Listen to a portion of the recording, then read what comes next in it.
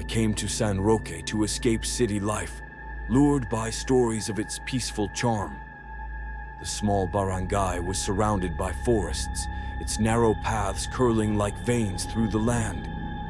But it wasn't the postcard-worthy fields or the quiet locals that caught my attention. It was the church. The old San Roque church sat at the edge of the barangay, hidden behind a wall of thick, tangled vines.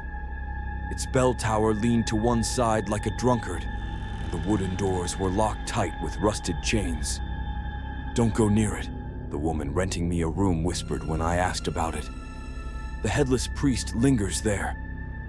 I laughed it off, thinking it was just another folktale meant to scare newcomers.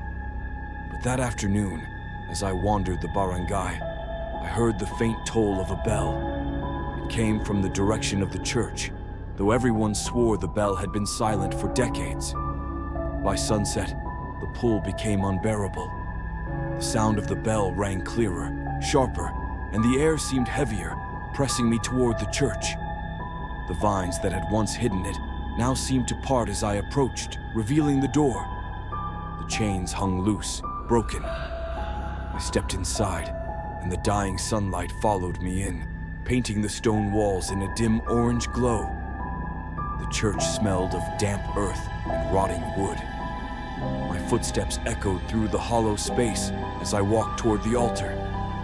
Then I saw him. A figure in black stood beneath the shattered crucifix. His robes were tattered, his movements slow, deliberate.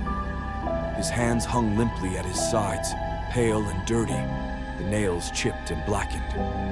His head, there was no head. I froze, my breath caught in my throat.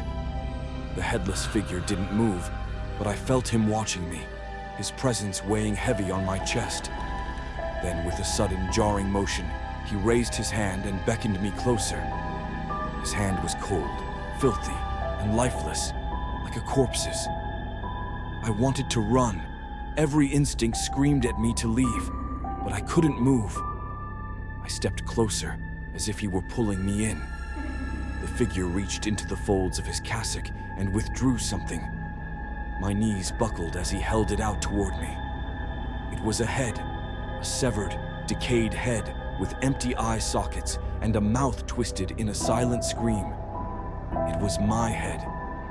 Before I could scream, the church bells tolled loudly, shattering the silence. Darkness swallowed me whole. The next morning, the villagers found my lifeless body at the church doors, pale and cold. My head was nowhere to be found. But the bell tower rang again that night, calling for its next visitor.